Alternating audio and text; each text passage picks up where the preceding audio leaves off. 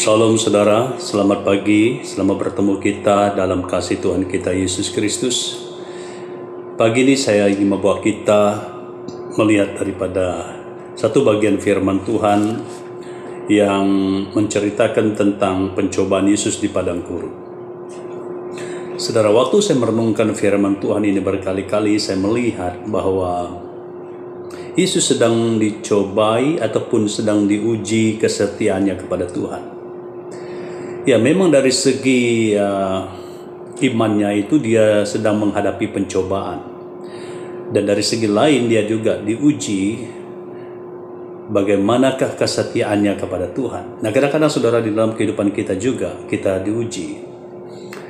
Ya, memang segala bentuk yang datang itu adalah pencobaan dari iblis, karena Allah itu tidak pernah mencobai kita. Tapi Tuhan membiarkan itu terjadi, saudara. Bagi Allah adalah ujian dan bagi iblis adalah pencobaan. Nah, saudara, di mana kita diuji kesetiaan kita kepada Tuhan. Maka itu saudara, kita akan belajar ada 3 bentuk ujian terhadap kesetiaan Yesus kepada Allah. Mari kita membaca itu. Di dalam Lukas 4. Saya akan membaca ayat ini dari ayat 1, yaitu pencobaan di padang gurun. Yesus yang penuh dengan Roh Kudus kembali dari sungai Yordan, lalu dibawa oleh Roh Kudus ke padang gurun. Di situ ia tinggal 40 hari lamanya dan dicobai iblis. Selama di situ ia tidak makan apa-apa dan sesudah waktu itu ia lapar. Lalu berkatalah iblis kepadanya, "Jika engkau anak Allah, suruhlah batu ini menjadi roti." Jawab Yesus kepadanya, "Ada tertulis, manusia hidup bukan dari roti saja." Kemudian ia membawa Yesus ke suatu tempat yang tinggi, dan dalam sekejap mata ia memperlihatkan kepadanya semua kerajaan dunia. Kata iblis kepadanya, "Segala kuasa itu serta kemuliaannya akan kuberikan kepadamu, sebab semuanya itu telah diserahkan kepadaku, dan aku memberikannya kepada siapa saja yang kukehendaki. Jadi jikalau engkau menyembah aku, seluruhnya itu akan menjadi milikmu." Tetapi Yesus berkata kepadanya, "Ada tertulis, engkau harus menyembah Tuhan Allahmu, dan hanya kepada Dia sajalah engkau berbakti." Kemudian ia membawa Yesus ke Yerusalem dan menempatkan Dia di punggung baik Allah, lalu berkata kepadanya, "Jika engkau anak Allah, jatuhkanlah dirimu dari sini ke bawah. Sebab ada tertulis mengenai engkau, Ia akan memerintahkan malaikat-malaikatnya untuk melindungi engkau, dan mereka akan menantang engkau di atas tangannya, supaya kakimu jangan terantuk kepada batu." Yesus menjawabnya, katanya, "Ada firman, jangan engkau mencobai Tuhan Allahmu." Saudara, jelas di dalam ayat ini kalau kita melihat perdebatan Yesus dengan si iblis, di mana iblis datang mencoba Yesus saat Yesus memerlukan. Tidak demikian, saudara, saat kita memerlukan sesuatu, iblis datang menyodorkan dan menawarkan sesuatu kepada kita. Karena saat kita memerlukan, saudara, susah untuk kita berpikir panjang. Kalau kita tidak ada hikmat dan tidak ada pengetahuan akan firman Tuhan. Maka itu, saudara, kalau kita melihat di dalam pembacaan kita tadi, iblis juga menggunakan ayat firman Tuhan, diambil dari Mazmur. Maka Yesus menggunakan firman Tuhan untuk menangkis segala serangan-serangan iblis. Maka itu, saudara, di sini sangat penting untuk kita orang Kristen membaca firman Tuhan. Saudara lihat saya punya Alkitab, ini sudah hampir rusak. Kalau di rumah saya menggunakan ini, saudara, karena ini berpuluh-puluh tahun saya gunakan. Semua saya tanda-tanda ya di sini sampai koyak, saudara.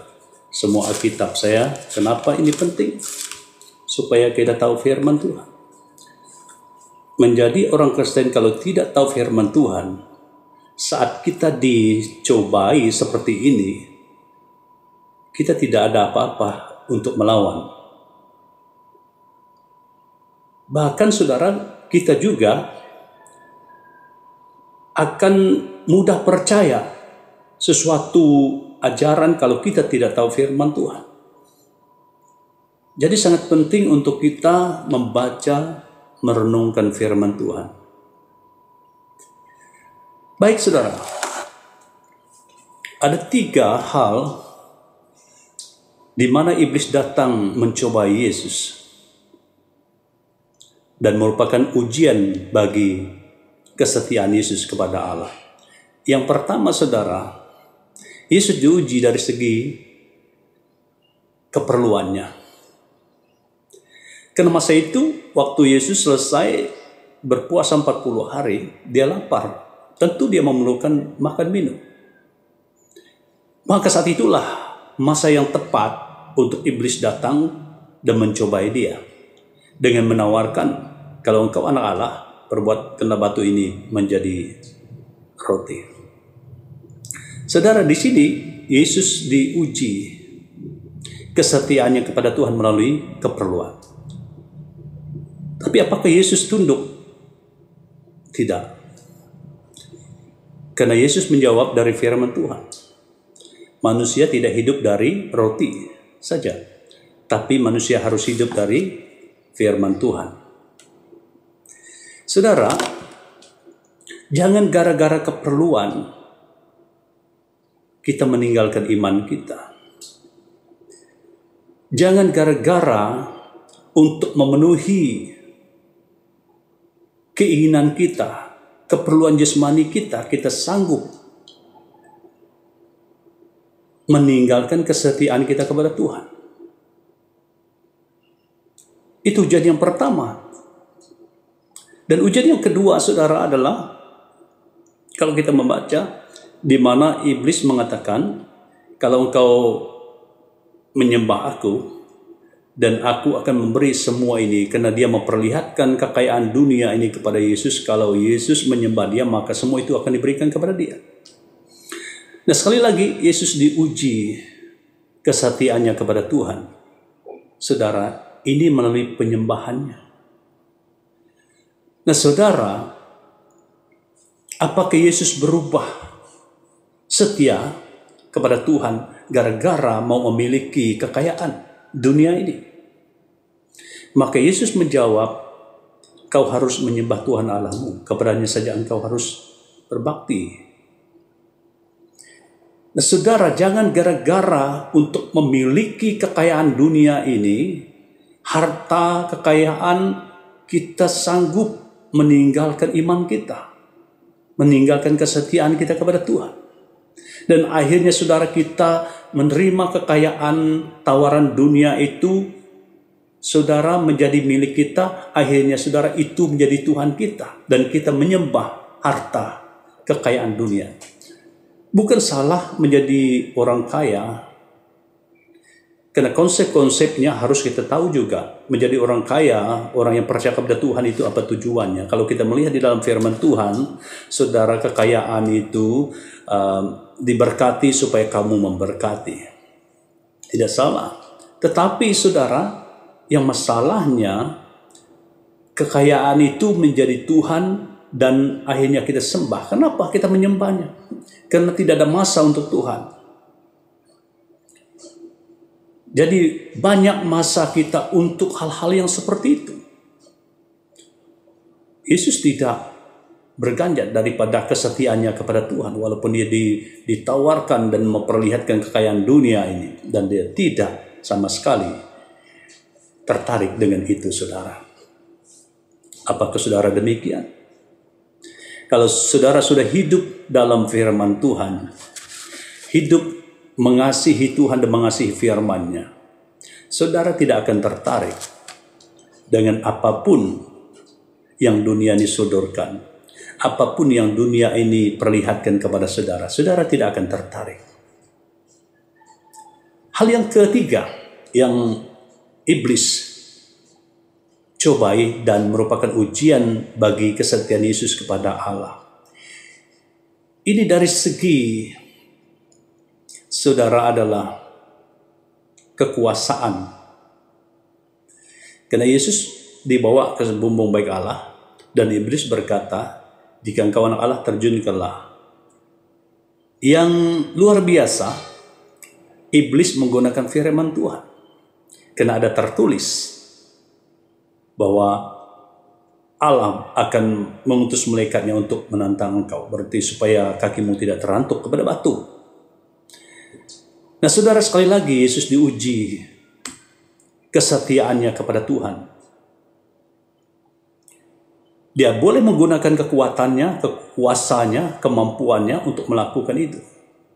Tapi apakah Yesus tunduk kepada suara iblis? Kepada suruhan iblis? Tidak. Maka apa kata Yesus kepadanya? Jangan mencobai Tuhan Allah. Kadang-kadang saudara, hidup kita dicobai, diuji. Ya, kita dicabar kadang-kadang di dalam kehidupan kita. Tapi apakah kita tunduk kepada cabaran itu? Saudara, kita harus lihat itu, apakah itu sesuai dengan kehendak Tuhan ataupun tidak.